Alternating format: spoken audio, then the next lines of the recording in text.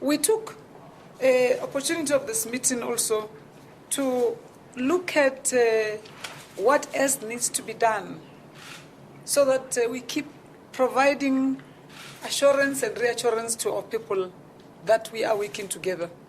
We have agreed that on top of all the bilateral MOUs and agreements that we had signed, we will pick or take a leave from that by establishing an early warning center, which will be coordinated by officials and ministers who serve from our side, from the security cluster, so that we are able to always keep each other, abreast and updated. We also do away with the reliance of photoshops and work with our media to deliver or share with our people real, true life facts about our relations. I reiterate that South Africa, the government, the president, the government, and the people of South Africa reaffirm that which is in our constitution, that we will fight against all forms of discriminations based on race, religion, sex, or creed, including Afrophobia. We further reaffirm that the constitutional democracy, which enshrines human rights, Bill of Rights, democratic values, human rights, and equality of freedoms. We also dispel the notion that these incidents against foreign nationals were targeted to Nigerians, because it's going to be very, very difficult to execute that when no one else would be in your corner when you are involved in such acts. But also we have agreed during this meeting with the honorable ministers that we will not allow the minority criminality to spoil our good relations, that law enforcement agencies in both countries will be hard at work to make sure that our people from both countries and those who travel between two countries don't only are safe, but they feel safe.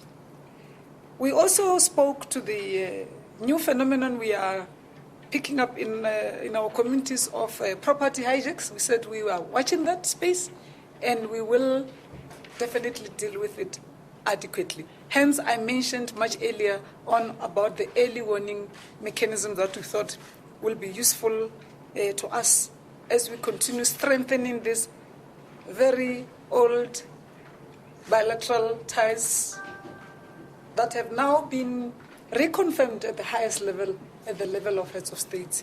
I want to take this opportunity once again to say we will strengthen our relations at the bilateral level and in each other's region, as Nigeria will be doing in ECOWAS and we will be in SADC, to build a stronger Africa, the Africa we want, from us informed by our national development plan, and from both sides that which we committed to the UN Sustainable Development Goals, but coming back home to make sure that dreams of our forebearers of Agenda 2063 and its 7 aspirations are taken good care of. So we will continue to cooperate at the level of bilateral, at the bilateral level, the multilateral fora, and continue to fight for a presence and a proper representation at the United Nations Security Council. Once again, I hope you will find time to rest, Honorable Minister, and your colleague, the Minister of Interior, and don't rush back home. This is autumn, so it's really nice to be in South Africa at this time. I thank you, and over to you. The Honorable Minister of International Relations, of South Africa, the Honorable Minister of Home Affairs of South Africa, the Honorable Minister of Interior of Nigeria, the High Commissioners of South Africa and Nigeria, respectively, all the senior officials here present, and the gentlemen and ladies of the press and the media. Well, first of all, I would like to thank my dear sister in particular, Maite, and the government of South Africa for inviting us here for this meeting. And I would like to again thank her for the wonderful spirit in which our meeting took place. And as she's correctly said, you know, last year the President of South Africa, President Zuma, visited Nigeria and was hosted by President Muhammadu Buhari. And they made it clear that the relationship between South Africa and Nigeria is a special relationship. For that reason, they agreed, as the Honorable Minister has said, to raise the level of representation of the binational commission between South Africa and Nigeria to the level of president. So to meet regularly, annually, at that level, to show that it was a special relationship between the two countries.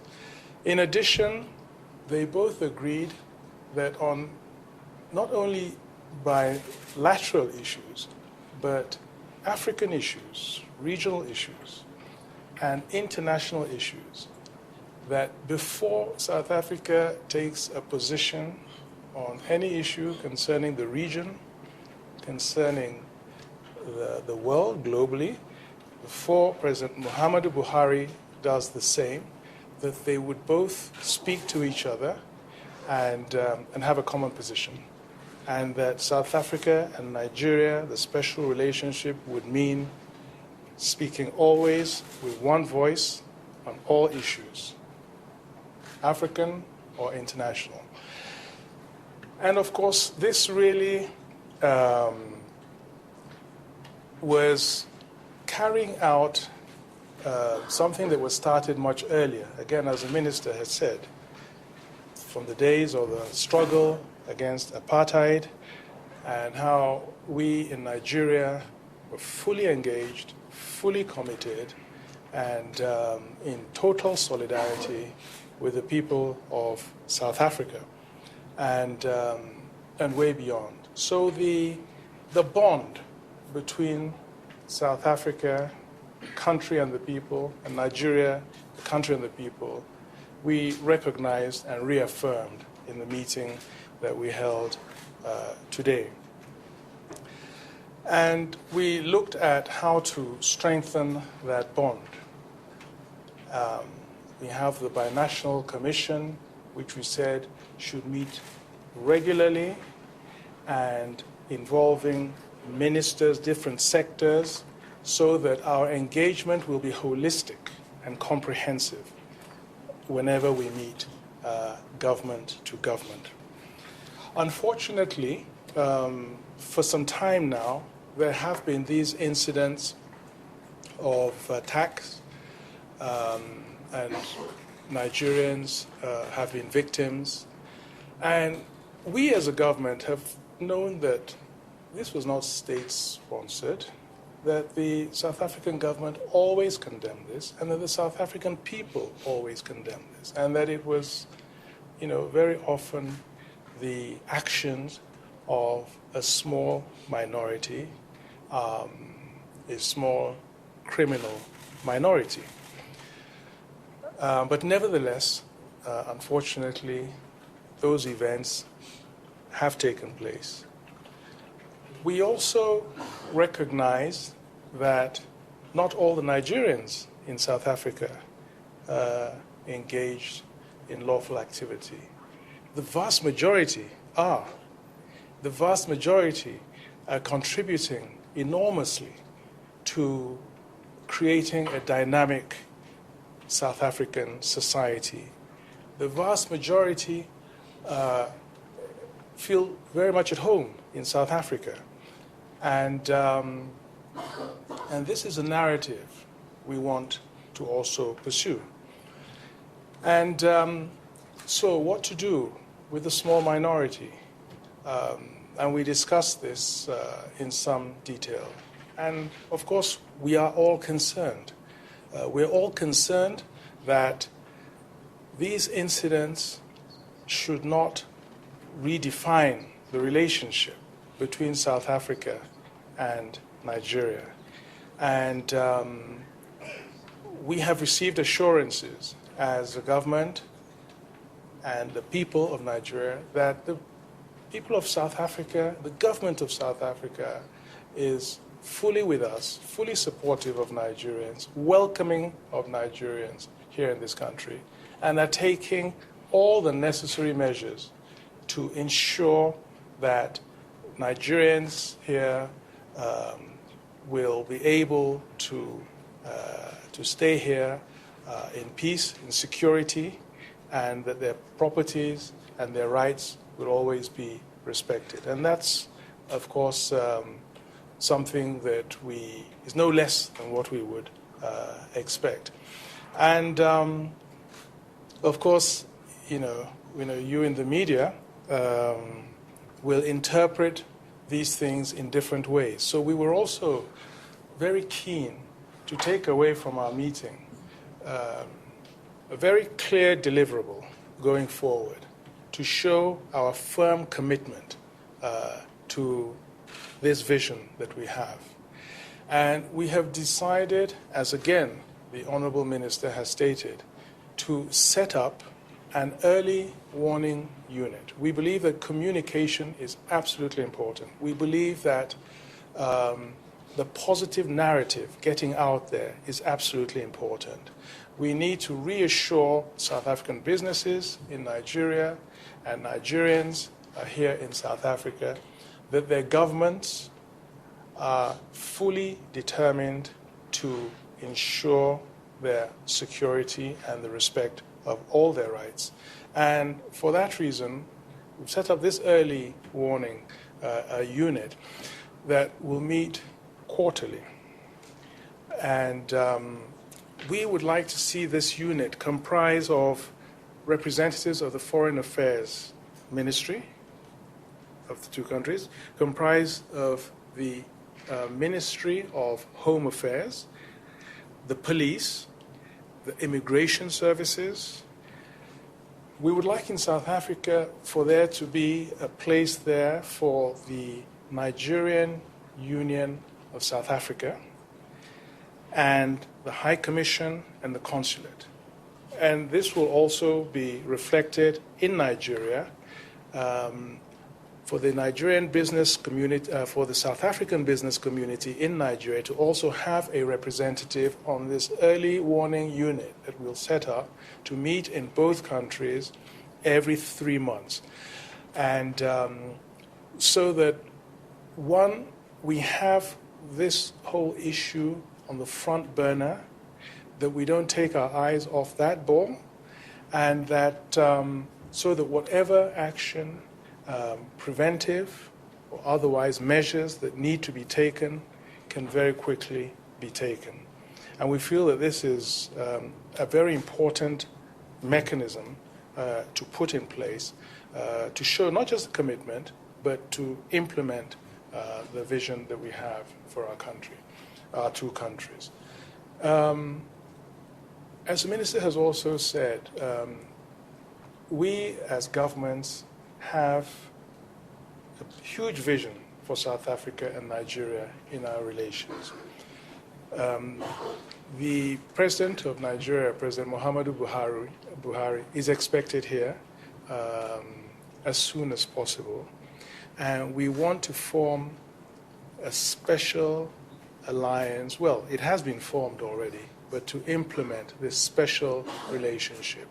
And that this should really be the anchor for African development going forward. Sometimes the term manifest destiny is used.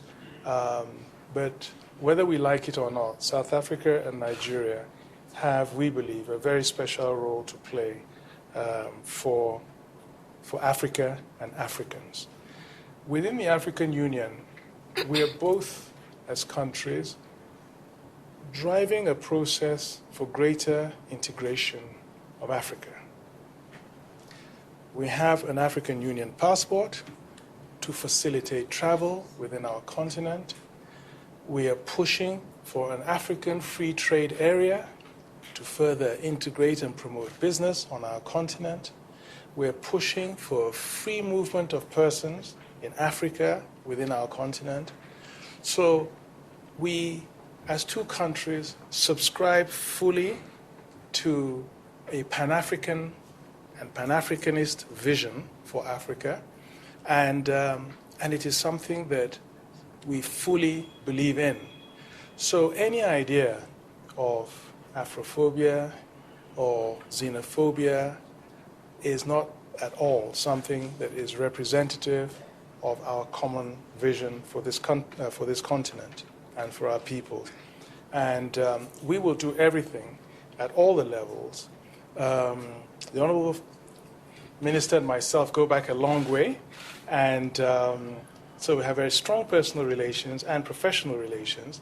And at our level, and we know that our principals, our presidents, are fully in tune with this Pan-Africanist vision, and we have to ensure that all our institutions of state buy into it, all our people buy into it, and that the media will push that positive message.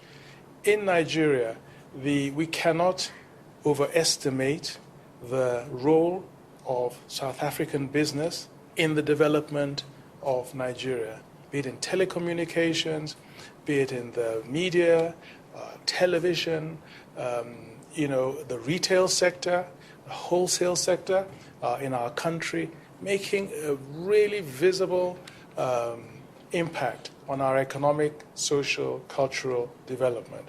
And the job creation that we're seeing because of this South African investment in our country is enormous. And so too here in South Africa. In almost every sector, the universities, the doctors, professors, engineers, in all aspects of life, you have Nigerians also helping drive the development of this country. So we have so much holding us together. And we're not going to compromise that because of the activities of a lunatic criminal fringe. And so we're going to work together, very closely together, to ensure that we will hear no more of any, mass attacks of Nigerians here or anything of the sort, and to address any criminal elements, of the Nigerian community here in South Africa, and work together to ensure that our union, the special relationship, is vibrant and that we are not distracted any longer. So thank you all very much. Thank you, Ministers. SABC informs me that this press conference is live across the continent on Channel 4. So women in Nigeria, they're watching this, which is very good. Journalists also telling me they don't have any questions. That's a contradiction in terms. Journalists with no questions. Thank you very much, Minister. It's Shannon Ibrahim, foreign editor for Independent Media. A two-part question for the Minister of Nigeria. When the Nigerian Special Assistant to your President on Foreign Affairs and Diaspora, Yuri Erewa, warned of dire consequences if attacks on Nigerians in South Africa continue, was she speaking on behalf of the Nigerian government, and what consequences was she referring to? And secondly, how serious do you consider the threat of the Niger Delta groups when they say they've given the Nigerian government 1 month to close down South African businesses, or else they will launch serious attacks on on South African businesses. How seriously do you take that threat? Thank you.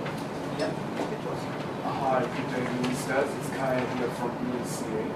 You spoke about, of course, setting up the A1 system. How will it work? It's, regular meetings. How are you going to keep it active as opposed to having it lying down? Thank you. The last two questions. So, the foreign editor from the South African Broadcasting Corporation. I just wanted to make a follow-up on the everyone system or center. I think it's all about ensuring that your countries are likely to happen. But the problem is that have you identified the cause? Because if you want to address the problem, you don't come with remedy in terms of treatment, but rather the root cause. The second question is generally, it's not specifically on the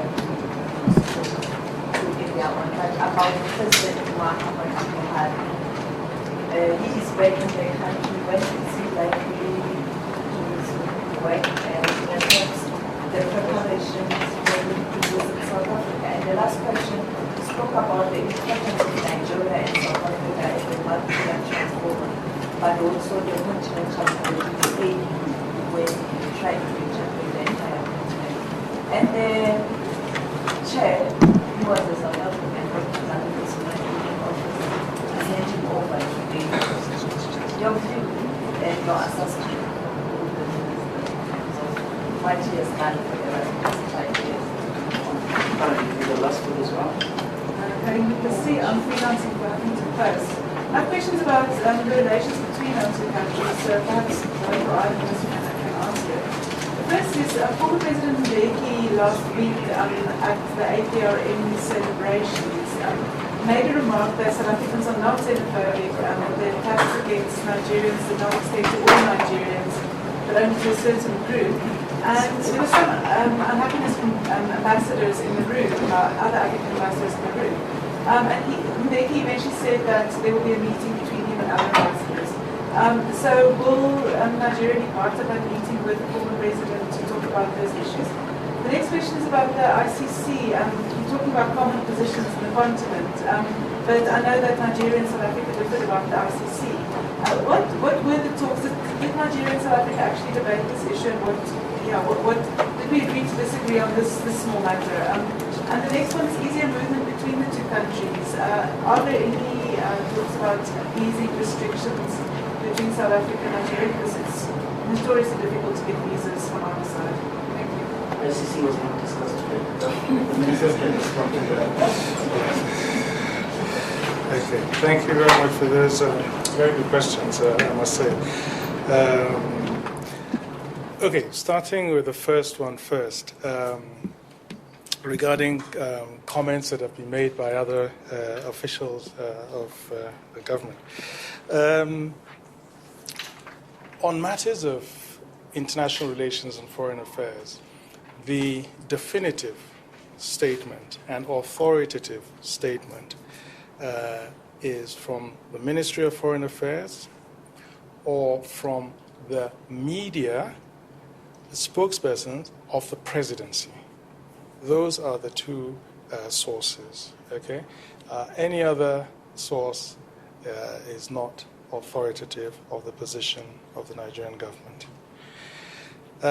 On the Niger Delta group, the simple answer to that on threats about withdrawing South African businesses, I think it's just an emotional outburst at a particular time.